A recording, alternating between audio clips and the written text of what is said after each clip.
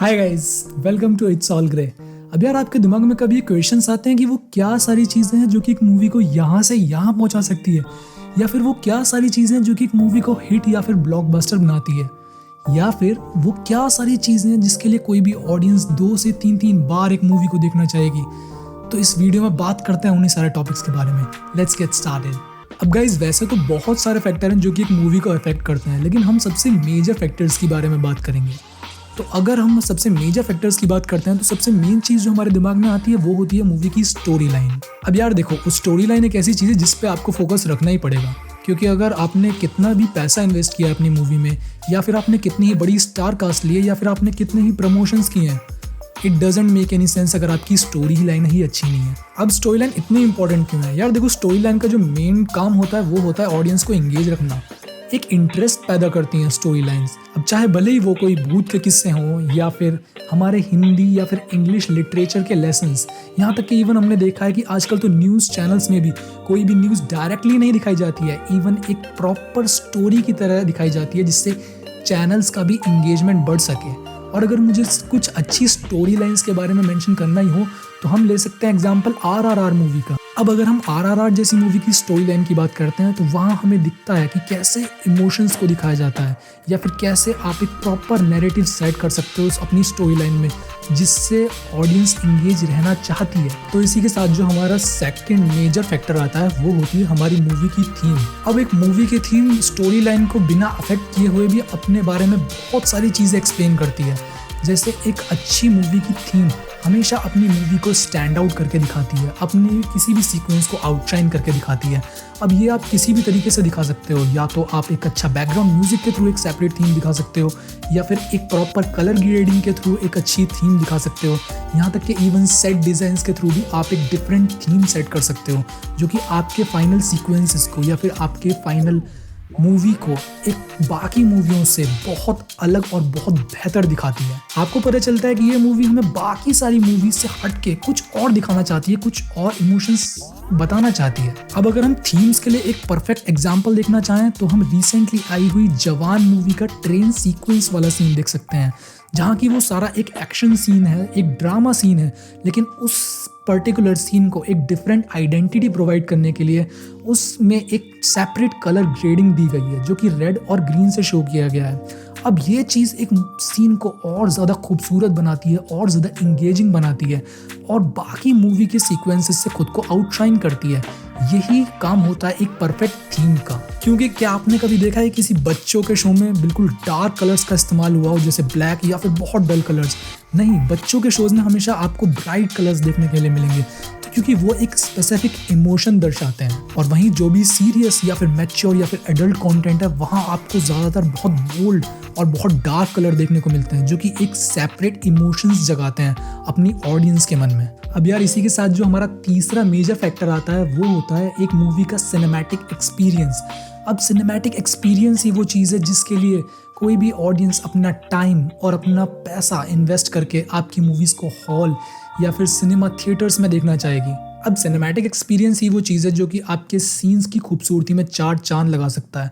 Otherwise अगर आप अपनी कोई भी सीक्वेंस बहुत बोरिंग रखोगे, या फिर उसे आप बड़े पर्दे के हिसाब से प्लान करके नहीं दिखा रहे हो, तो वो बेसिकली एक डॉक्यूमेंट्री लगेगी, और एक डॉक्यूमेंट्री देखने का वो भी हॉल में किसी को इंटरेस्ट नहीं है। और अगर मुझे अपनी साइड से आपको सिनेमैटिक एक्सपीरियंस के लिए कोई भी एग्जांपल्स देने हो तो आप एवेटार फ्रेंचाइजी देख सकते हो, यहाँ तक कि आप रिसेंटली आई ड्यून मूवी देख सकते हो। इन मूवीज़ को जब आप हॉल में देखते हो तो आपको एक प्रॉपर सिनेमैटिक एक्सपीरियंस फील होता है, जिसे आप हफ्तों तक भी अपने दिमाग से नहीं निकाल पाओगे। आप लोगों में से जिसने भी एवेटार 3D में देखी है वो ये बात समझ पाएंगे कि प्रॉपर सिनेमैटिक एक्सपीरियंस क्या होता है। और कोई भी सिनेमैटिक एक्सपीरियंस को इग्नोर करके अपनी फ़ोन की छोटी स्क्रीन या फिर अपने टीवी पे वो नहीं देखना चाहेगा, क्योंकि ऑब्वियसली वो मूवीज़ बनी होती हैं कि जितने बड़े हो सके पर्दे पे आपको वो दिखाई जाए। अब इसी के साथ जो हमारा फोर्थ पॉइंट आता है वो होता है एक अच्छा स्क्रीन प्ले। अब स्क्रीन प्ले आखिर होता क्या है?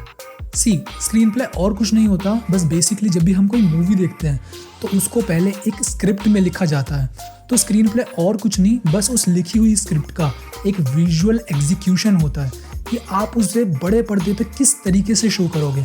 अगर इसके लिए मुझे एक परफेक्ट एग्जांपल देना हो तो हम कांतारा मूवी की स्टार्टिंग का बुल रेस वाला सीक्वेंस देख सकते हैं, जहाँ पे बस एक बंदा अपने बैलों को भगा ही तो रहा है। अगर आप उसे रिटर्न में देखोगे तो मे बी वो सीन इतना खास नहीं है, लेकिन उस सीन का स्क्रीन प्ले इतना अच्छे तरीके से लिखा गया है, उसको विजुअली इतना अच्छी तरीके से प्रेजेंट किया गया है कि वो उस सीन को इतना ज़्यादा खूबसूरत बनाता है कि ऑडियंस तालियां और सीटियां मारती है। अब इसके अलावा जो हमारा नेक्स्ट मेजर फैक्टर आता है वो ऑब्वियसली मूवी की कास्ट होती है।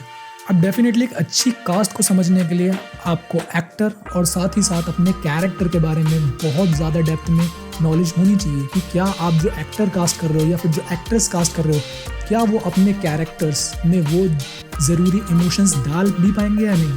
अब अगर मैं कास्ट की बात करता हूँ तो लेट्स से एक एग्जांपल लेते हैं। आप आयरन मैन के सूट के पीछे किसका फेस इमेजिन करते हो? ऑब्वियसली रॉबर्ट डाउनी जूनियर का, राइट।